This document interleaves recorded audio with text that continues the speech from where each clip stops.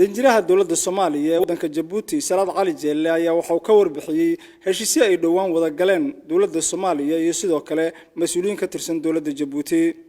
safiirka Soomaaliya ee wadanka Djibouti Salaad Cali Jeelle oo xafiiskiisa kula hadlayay TV-ga caalamiga Universal TV waxa uu ka warbixiyay heshiisyo ay wada galeen mas'uuliyiin ka socday bangiga dhexe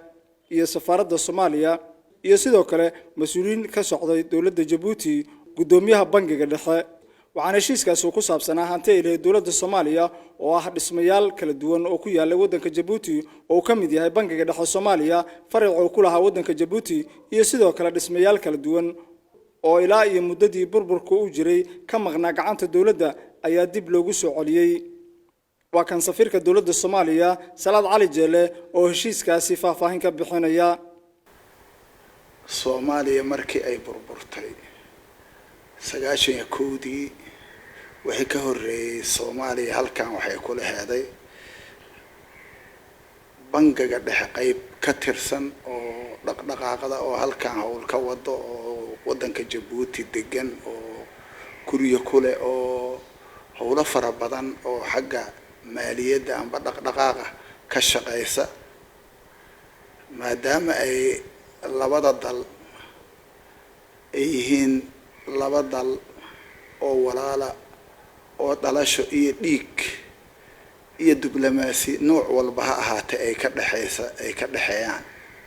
91 wixii ka dambeeyay bangigii Soomaaliya halkan ku yiila waan shaqay waayay waxaana gacanta ku hayay dawladda Djibouti. runtii bangiga wuxuu lahaa guryo markaan halkan la soo magacaabay hadda muddo sanada ka badanaan joogaa ayaan markii ugu horeysaba ku talagalku wuxuu ahaa marka wax qabadkayga ama howlahana hor yaala ayaa waxaa ka mid ahaa marka sidii ay guryahaasi ay gacanta dawladda Soomaaliya u soo gali lahaayeen. nasiib wanaag madaxweynaha Ismaaciil Cumar Geelle oo aan aad aan ugu mahad celinayo Soomaaliyana hadda aad ogtihiin taariikhda uu ku leeyahay markii loo eego shirkad dib u heshiisiinta Carte runtii waana soo dhaweeyay aad ayuuna mataqaanaa noo gacan siiyay wuxuuna amar ka bixiyay in hantidaas bangigu uu leeyahay oo guryaha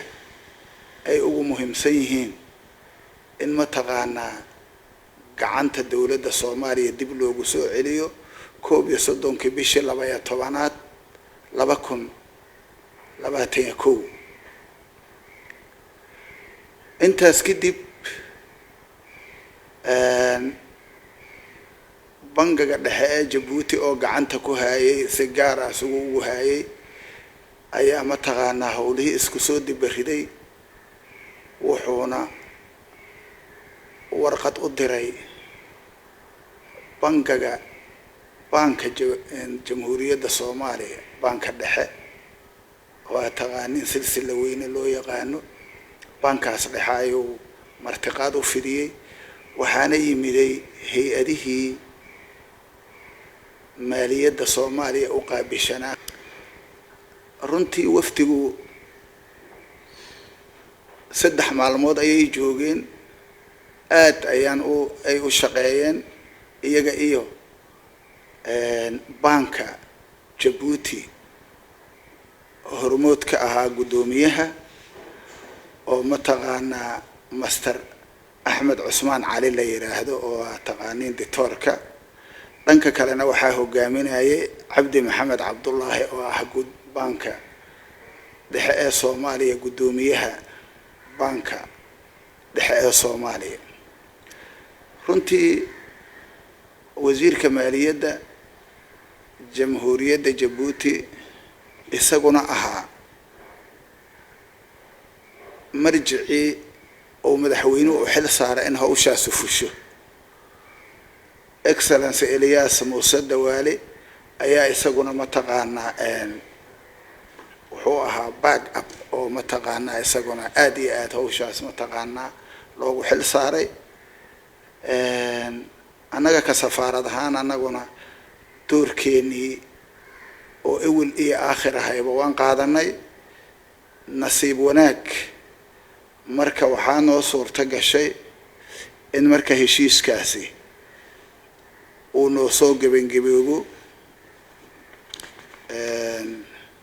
heshiiskaas uu noo soo gebangaboobo 9 bishii 2 2022 arrintaas marka guryahaas Soomaaliya ee bangiga dhexe hadda waxay u soo wareegeen gacanta dawladda Soomaaliya ay soo galeen Ahmed Cabdikariin Maxamed Universal TV Djibouti